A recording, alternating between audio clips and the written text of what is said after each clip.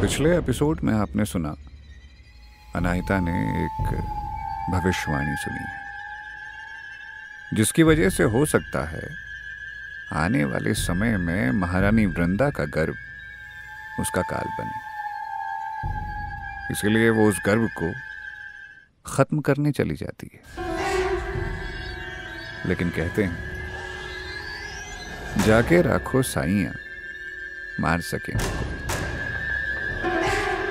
अनाहिता को जो लगता है वो एक धोखा है, ये बात सिर्फ दो लोग जानते हैं।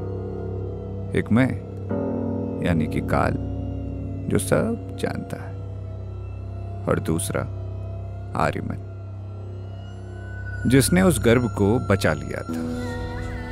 अब आगे।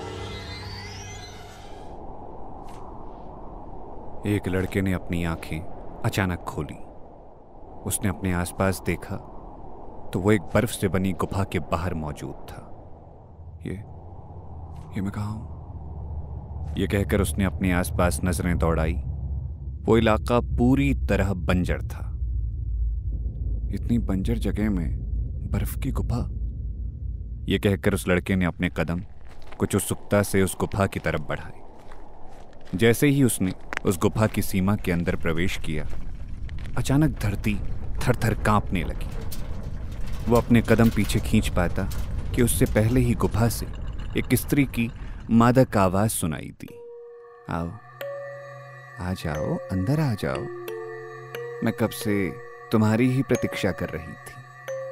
आओ, तुम्हारा अस्तित्व तुम्हें बुला रहा है। आ जाओ, आओ। उस आवाज को सुनकर उस लड़के की आंखें, जो अब तक घबराहट से भरी हुई थी, वो अचानक स्थिर हो गई। उसकी आंखों की नीली पुतलियां सुर्ख लाल हो गई और वो गुफा के अंदर जाने लगा। ऐसा लग रहा था मानो उस पर किसी प्रकार का कोई सम्मोहन किया गया। जैसे जैसे वो गुफा के अंदर कदम बढ़ा रहा था, वैसे वैसे बर्फनुमा गुफा में दरार सी आने लगी थी। ऐसा लग रहा था जैसे सालों से जमी बर्फ की चट्टान आज टूट रही हो। धीरे धीरे वो लड़का उस गुफा के बीचों बीच पहुंचा, जहां एक बर्फ का विशाल प्रवेश द्वार उपस्थित था। उसने उसी सम्मोहन में अपना हाथ उठाकर उस प्रवेश द्वार को छुआ। अचानक उसके हाथों से एक नीली दैविक रोशनी निकलने लगी और इसी के साथ वो दरवाजा एक झटके के साथ खुल गया। उस लड़के ने अंदर प्रवेश किया। उस द्वार के अंदर जाते ही उस लड़के ने देखा कि नीली दैविक शक्तियों के कवच के बीचों बीच एक व्यक्ति बर्फ की शिला के अंदर कैद था। उस व्यक्ति का चेहरा पूरी तरह से लाल था, मानो उसके शरीर का सारा रक्त उसके चेहरे पर आकर जम चुका हो। उस व्यक्ति की आंखें ऐसे बंद थी जैसे वो व्यक्ति सदियों से गहरी नींद में सोया हो। बर्फ की शिला के अंदर भी उस व्यक्ति के हाथों को बेड़ियों ने जकड़ा हुआ था। उस लड़के की आंखें उस व्यक्ति को असामान्य होकर देख रही थी कि एक बार फिर उस गुफा से आवाज आई, रुक क्यों गए? आगे बढ़ो, यही है तुम्हारा अस्तित्व। आगे आओ और पालो इसे, ये तुम्हें बुला रहा है। आगे बढ़ो, आगे बढ़ो। उस गुफा में गूंजती आवाज को सुनकर उस लड़के ने अपने कदम आगे बढ़ाए और वो उस व्यक्ति की तरफ भारी कदमों से जाने लगा। उस लड़के ने उस नीले दैविक कवच के अंदर प्रवेश किया और बर्फ की शिला में कैद उस व्यक्ति के समीप जाकर खड़ा हो गया। उसने अपना हाथ बर्फ की शिला की तरफ बढ़ाया और उसके छूते ही वो बर्फ की शिला एक झटके में चकनाचूर होकर टूट गई और इसी के साथ उस लड़के का सम्मोहन भी टूट गया। वो अभी कुछ समझ पाता कि उसके सामने उपस्थित व्यक्ति ने अचानक अपनी आंखें खोली और उस लड़के को गर्दन से पकड़कर हवा में उठा लिया। उस व्यक्ति की आंखें अंगारों की तरह लाल थी। वो अपनी पूरी शक्ति के साथ उस लड़के का गला दबा रहा था और वो लड़का घुटन से छटपटा रहा था। वहीं उस गुफा में एक तेज कंपन होने लगा और इसी के साथ उस गुफा में एक तेज धमाका हुआ। वो गुफा बर्फ के ढेर में बदल गई और उस गुफा की सफेद बर्फ खून के लाल रंग से रंगने लगी। अचानक नहीं, आ, आ! एक लड़का चिल्लाते हुए उठा। उस लड़के ने तेज गहरी सांस लेते हुए अपने आसपास देखा। वो इस वक्त अपने कक्ष में था। वो कक्ष देखने में बिल्कुल सामान्य था। तभी उस कक्ष का दरवाजा खुला और एक लड़की अंदर भागते हुए आई। रुद्र भैया, क्या हुआ? आप चीखे क्यों? रुद्र ने अपना नाम सुनकर उस लड़की की तरफ देखा। उस लड़की के चेहरे पर उसके प्रति चिंता के भाव साफ देखे जा सकते थे। रुद्र का घबराया चेहरा अचानक शांत हो गया। उसने प्यार से अपनी बहन वैशाली को अपने पास आने का इशारा किया। रुद्र का इशारा मिलते ही वैशाली उसके पास गई और उसका हाथ पकड़कर बोली, भैया, आपने तो हमारे प्राण ही निकाल दिए थे। भला ऐसे कौन चिल्लाता है? आपको पता है हम कितना डर गए थे। हमें लगा आपको कुछ हो गया है। तुम 16 बरस की हो गई हो वैशाली, और देखो अब भी कितनी जल्दी डर जाती हो। रुद्र के कहने पर वैशाली ने झूठा गुस्सा दिखाते हुए रुद्र का हाथ झटका और अपना चेहरा दूसरी तरफ घुमाते हुए बोली, भैया जाइए, हम आपसे बात नहीं करेंगे। एक तो आपने सुबह सुबह में इतना डरा दिया और उसके बाद आपका मन नहीं भरा तो हम पर ही हंस रहे हैं। ओहो वैशाली, तुम एक पल में कैसे रूठ कर बैठ जाती हो, वो भी किससे? अपने भाई से। एक तुम ही तो हो मेरे पास। अब तुम भी मुझसे रूठ जाओगी तो मैं बात किससे करूंगा? रुद्र ने वैशाली को मनाते हुए कहा। बस अब बातें ना बनाइए। भैया ये बताइए कि सुबह सुबह इस तरह चिल्लाने की वजह क्या थी? वैशाली ने रुद्र से प्रश्न करते हुए कहा।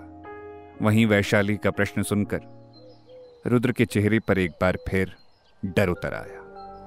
उसे नहीं पता था कि वो भयानक सपना उसे क्यों आया था। न ही उसके पास वैशाली की बात का जवाब देने के लिए कोई सोचा समझा उत्तर था। इसीलिए उसने स्वीकार करते हुए कहा, कुछ नहीं, बस एक भयानक सपना था, बहुत भयानक। बस इसीलिए मैं सपने में ही डर गया था और इस प्रकार चिल्ला पड़ा, और कुछ नहीं। ओह, तो आपके चिल्लाने की ये वजह थी?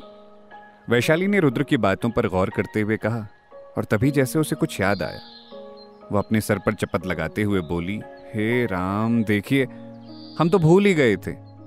आज आपका जन्मदिन है। जन्मदिन की ढेर सारी बधाई। वैशाली की बात सुनकर रुद्र मुस्कुराया और उसके सर पर हाथ फेरते हुए बोला, धन्यवाद छोटी। तभी वैशाली ने आगे कहा, और आज आपको पिताजी से मिलने दरबार में भी जाना है। आज आपका जन्मदिन है और आज आप पूरे 22 बरस के हो जाएंगे। चलिए उठिए, पिताजी आपका इंतजार कर रहे होंगे। वैशाली की बातें सुनकर अचानक रुद्र के चेहरे की मुस्कुराहट गायब हो गई। उसकी मुट्ठियां अपने पिता के बारे में सोचकर आपस में कस गई। रुद्र को ना अपने जन्म का यह दिन पसंद था और ना ही उसके पिता। रुद्र इस संसार में सबसे ज्यादा घृणा अपने पिता और अपने पिता के सिंहासन से करता था। उसके चेहरे पर व्यंग भरे भाव थे, इंतजार, और वो क्या इस जीवन में संभव हो सकता है कि उसके पिता उसका इंतजार करें?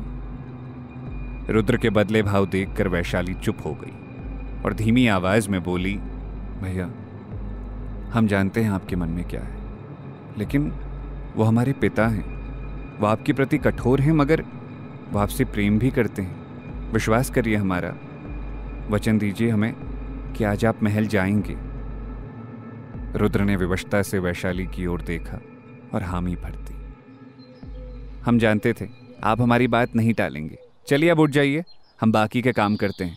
आज आपका जन्मदिन है, देखिएगा आपकी वैशाली पूरे घर को कैसे सजाएगी। ये कहकर वैशाली रुद्र के कक्ष से बाहर चली गई। वैशाली को जाता देख रुद्र ने गहरी सांस ली और कहा, किस मिट्टी की बनी हो तुम वैशाली? तुम अब भी उस व्यक्ति से प्रेम की आशा कर रही हो जिसने कभी तुम्हें अपनी पुत्री और अंजरी की राजकुमारी होने का अधिकार तक नहीं दिया। आज भी सिर्फ तुम्हारे लिए मैं उस महल में जाऊंगा, तुम्हारे वचन से बंधा हुआ हूं, वरना मैं उनके महल की हवा भी खुद के समीप स्वीकार नहीं कर सकता। रुद्र अपने बिस्तर से उठा और तभी उसकी आंखों के आगे उसके सपने की एक झलक आ गई, जिसमें लाल चेहरे वाला वो व्यक्ति उसे क्रोध से घूर रहा था। ये सपना इतना सच्चा क्यों लग रहा था? आखिर किस प्रकार का सपना था ये? कौन था वो आदमी? रुद्र ने अपना सर झटका और नहाने के लिए चला गया। कुछ देर बाद वो अपने कक्ष से बाहर आया तो देखा वैशाली पूजा की थाली लिए उसके कक्ष के बाहर खड़ी थी। वहीं रुद्र को आता देख वैशाली का चेहरा खिल उठा और वो पूजा की थाली से तिलक लेकर उसके माथे पर लगाते हुए बोली, ईश्वर करे आपका ये जन्मदिन आपके लिए सबसे ज्यादा रहस्यमयी हो। सुखमयी वैशाली, तुम्हें कहना चाहिए कि मेरा ये जन्मदिन सुखमयी हो, रुद्र ने वैशाली के सर पर चपत लगाते हुए कहा। ठीक है, कह देंगे, किंतु आपको हमारी एक बात माननी होगी, वैशाली ने कहा, जिस पर रुद्र ने अपनी भवें से कोड़ते हुए उससे पूछा, बात? कैसी बात? तभी वैशाली सर झुकाते हुए बोली, भैया क्या आप हमें भी महल लेकर चलेंगे? हमने भी पिताजी को न जाने कब से नहीं। इससे पहले कि वैशाली अपनी बात पूरी कर पाती, रुद्र ने कठोर आवाज में उससे कहा, नहीं, तुम महल नहीं जाओगी। लेकिन भैया हमें। वैशाली, क्या अब तुम अपने बड़े भाई के निर्णय को अस्वीकार करोगी? क्या अंजलि के महाराज तुम्हें तुम्हारे भाई से अधिक प्रिय हो गए हैं? रुद्र की कठोर बातें सुनकर वैशाली की आंखें आंसुओं से भर आई। महाराज? भैया वो हमारे पिता भी हैं, हम बस उन्हें देखना चाहते हैं, लेकिन तुम उन्हें नहीं देख सकती और ये मेरा अंतिम निर्णय है, रुद्र ने कहा और वो वहां से चला गया। आखिर क्यों करता था रुद्र अपने पिता से इतनी घृणा? क्यों वो वैशाली को महल नहीं ले जाना चाहता था? और क्या था रुद्र के सपने का रहस्य? ये इस कहानी का दूसरा भाग था। उम्मीद है आप इस कहानी से जुड़ रहे होंगे। हमें अपना समर्थन देने के लिए इस कहानी को ज्यादा से ज्यादा शेयर कीजिए, चैनल को लाइक, शेयर और सब्सक्राइब कीजिए। कहानी की लेखिका हैं विशाखा, आवाज है पंकज जीना की, प्रोडक्शन और साउंड इंजीनियर है कमल जीना।